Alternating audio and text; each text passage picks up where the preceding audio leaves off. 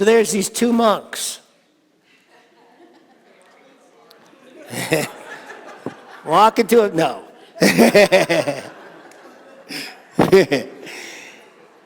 They go down to a river they need to cross. There's this woman there who's trying to figure out how to get across the river. And the one monk just picks her up and carries her across and puts her down on the other side. For the next 2 hours, the other monk berates him for touching a woman. That is so against what they're allowed to do.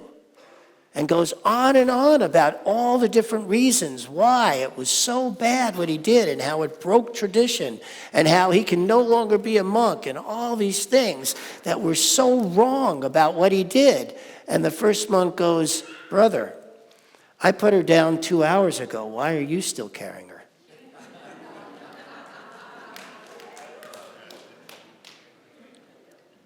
Don't we do that? Keep carrying. We just keep carrying stuff. And it's so heavy.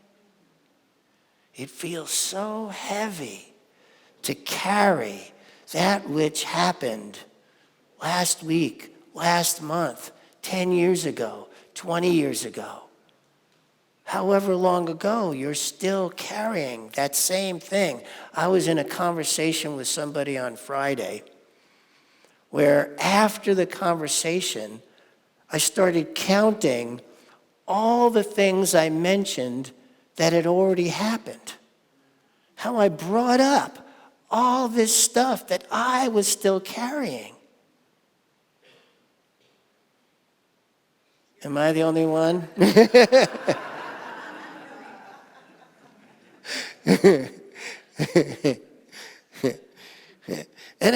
And so I've been telling you guys, I've been crying so much lately, how deeply I've been impacted by whatever's going on in my opening of heart and my gentling and what's going on around that. And I can see that I feel lighter. And I don't even know some of what I let down, but you know what I do know? What I'm still carrying. I am really clear about what I'm still carrying. Maybe you are too. Because it's weighing us down. And it has nothing to do with being present now in terms of what can be done. What happened to me at 10, 15, in my teenage years is over. And yet, some of that I still carry. And I notice it in one of the ways in which we carry that weight is it creates this, I don't know what to exactly call it. It's like in construction, you lay down a line and then you have it be a certain length and it just keeps pulling you around in a circle over and over and over. So if you've felt like you keep repeating something, it's because you've weighted yourself down by something you're carrying, and so it keeps having you circle that which has weighed you down. And so one way of knowing you're carrying something is, do you see a pattern? Particularly a pattern you don't particularly like, right? If you see a pattern you do like, well, maybe keep that weight until you don't like it anymore. Because any pattern that's going on is being created by a weight you're carrying. I'm guessing you might not have thought of it that way before. I haven't. Until this very moment when it came out of my mouth.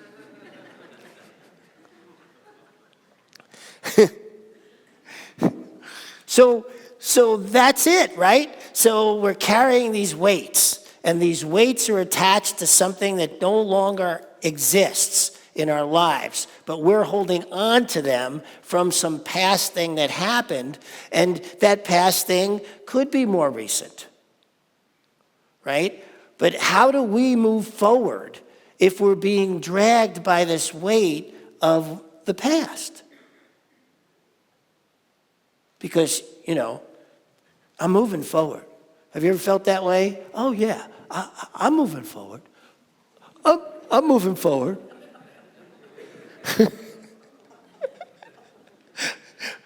That's how it feels to me anyway, right? That's how sometimes it feels. And I'm starting to look at, well, what does it really take to actually snip the line?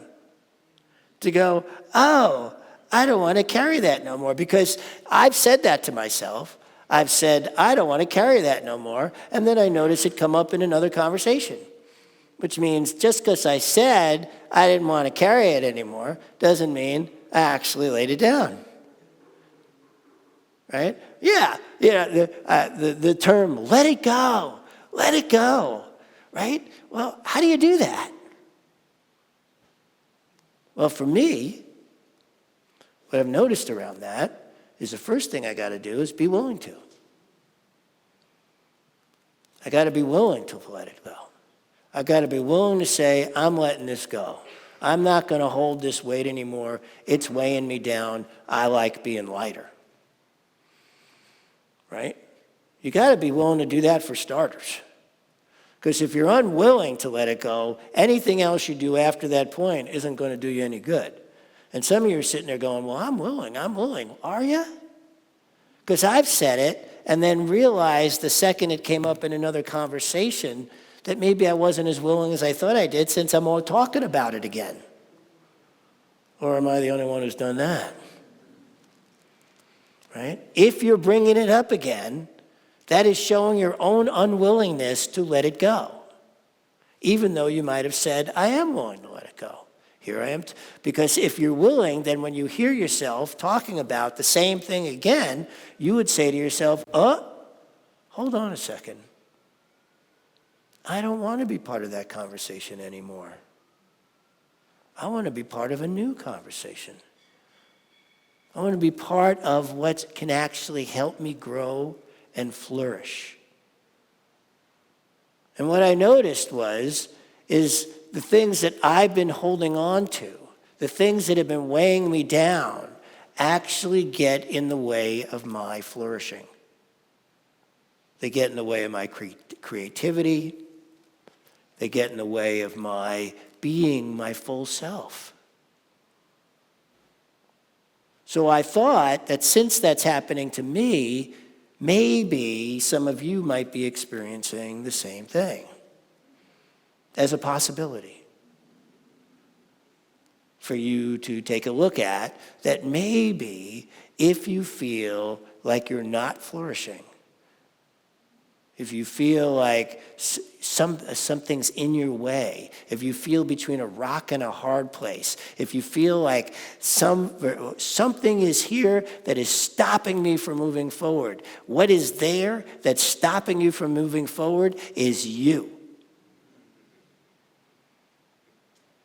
Is you. Well, in my case, me. Not leaving myself out here as I'm talking about all this. So this week, it's been a lot about just looking at where am I still holding on to what I think ought to be or how the past was, and well, who did me wrong and how they did me wrong, and they ought to apologize to me, and I need to be treated better, and this and that, and all these things come up, and I'm going, whoa. That is not helping me flourish at all.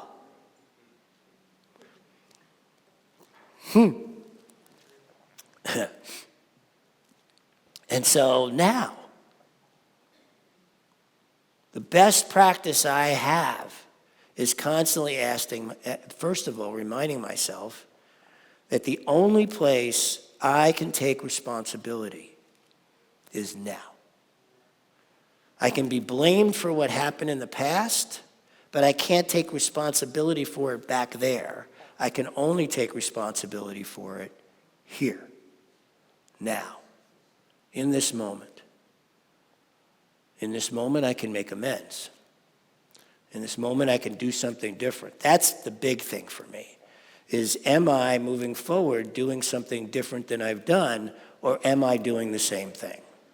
That is my big practice for myself, is looking at, this is what happened, I want to do different, what can I do now to be and do differently?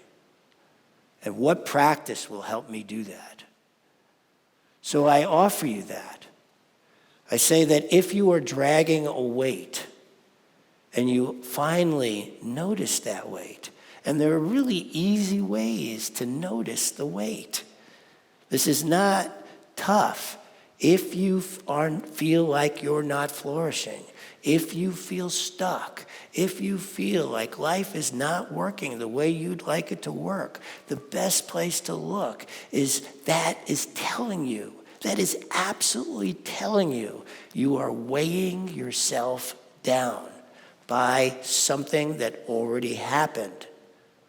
If you see a pattern in your life, you are weighing yourself down. And if you can look at that and you can go, oh, then at least you have the opportunity, the possibility of cutting that string and letting yourself free. That's what we do here. What we do here is teach spirit. I know we say teach spiritual practices to create joy-filled lives. My own personal take on that is the way to get to a joy-filled life is through freedom. Is through freeing yourself of what is unjoyful, of what you're experiencing as unjoyful, which is different, right? Because there are situations that are hard and hurt. Diagnoses, broken relationships, loss of work. These are real experiences. But whether that experience weighs you down or gives you an opportunity to feel free is more in your hands than you may realize. Is more in your heart. Is more in your agency. I was reading something just this week that said that what science of mind does more than anything else is give us agency over our lives. That is its biggest function. And we have that here. That's why we teach these classes. That's the real purpose of the classes, is for you to gain agency over what you don't think you have agency over. That's what Ash keeps talking about in terms of sacred sovereignty. It's you gaining agency. It's what science of mind is all about. And the deeper we can do that for ourselves, then we stop. Somebody else does something that feels harmful to us. We don't feel it the same way because we have agency. Not because it wasn't harmful, but because that's not where the power is. The power of agency is when we take on for ourselves that part that goes, okay, this is how I feel about this, but what is it that I have agency in around this? Or you could get lost in your feelings, in the hurt and the pain. It feels that way sometimes to me. These past couple of weeks, it's been incredibly destabilizing, more than a couple of weeks now. I guess it's going on about a month, where I'm just crying all the time, and it feels very destabilizing. But what I realized is I was not, how do I put this? I was not defining it in a way, in what was going on, in a way that supported me. That I was allowing others to define my experience instead of me defining my experience. And once I started to define my experience, I could see the growth in what was happening for me, even though on the outside it didn't always look that way to everybody else. And this is really important. This is a really important piece here. That if you're really going to transform yourselves, and if you're really going to take this on and grow, it's not always going to look the way other people think it ought to look. Your growth is personal to you. My growth is personal to me. The only one who can actually know whether I'm growing or not and what's shifting and changing in me is me. And that's the same for you. You have to know for yourself.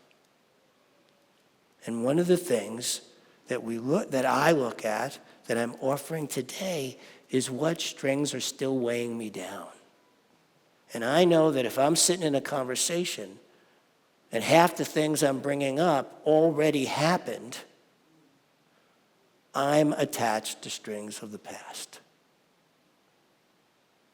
If I still need to talk about something that happened last week, last month, last year, 5 years ago, 10 years ago, if I still need to have that conversation, then it's me who's attached. It's me who's tied down, and the only one who's going to suffer from that is me. The only one that's going to suffer from that is you and your need to be. This is not easy stuff, right? Because I know that there are people who walk around who have such a strong need to be seen, to be heard, and that is important. So I'm not making that's not important. I'm saying in your rise to be seen and heard, are you tying yourself to the last experience where you weren't? Or are you present for what can happen now? That's what I'm talking about. Can you cut those strings so that, because if you're tied to that, the odds of repeating that and again not being heard or seen are really, really good. But standing sometimes can feel so lonely. As Nelson Mandela, who's another hero of mine, imprisoned over 20 years, finally gets released, becomes president of a new country, well, South Africa, but it's new in the sense that now the leadership is the majority, which is the African American, the black people there. And there were a huge amount of black people, including his wife, who wanted him to punish the whites who had been in charge. The loneliness that man went through to stand in the place he did was extraordinary for him to be true to himself. His wife left him, and they never reconciled.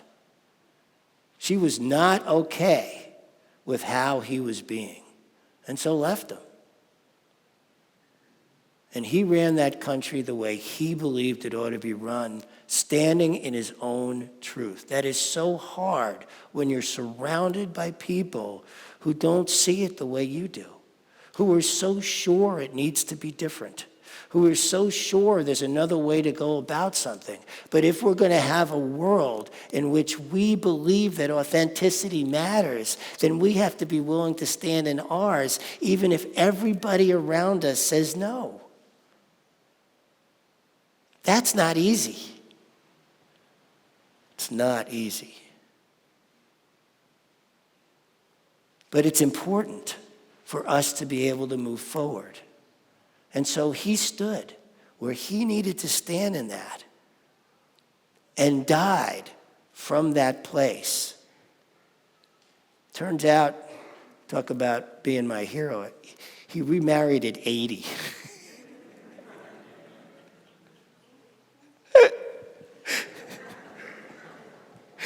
You go, boy.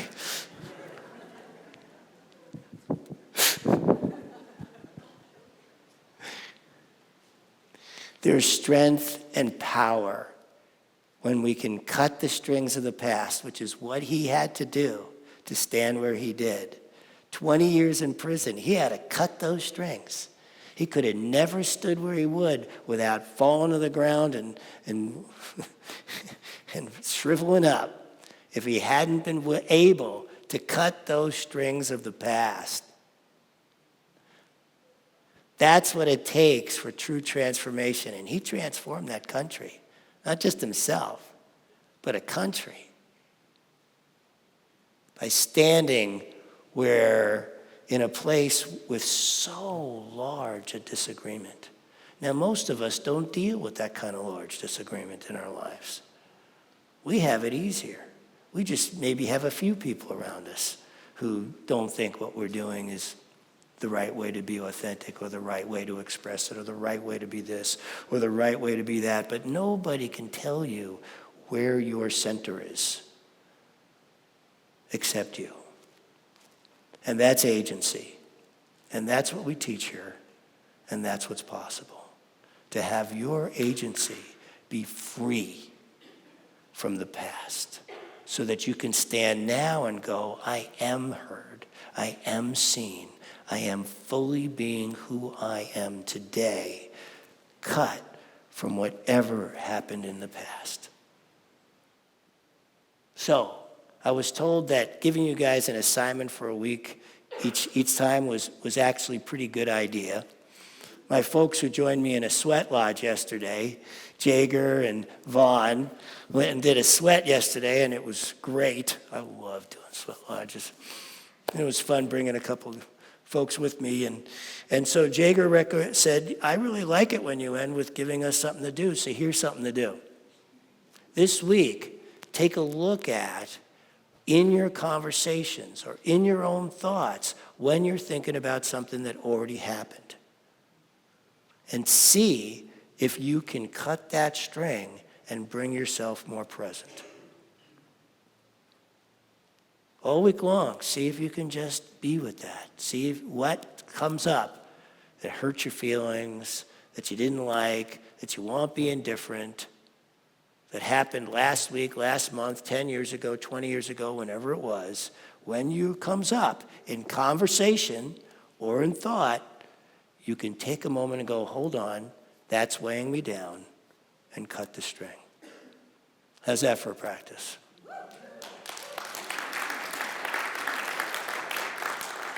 All right. Well, I love you all. That's my talk for this week. I look forward to seeing you next week. Thank you very much.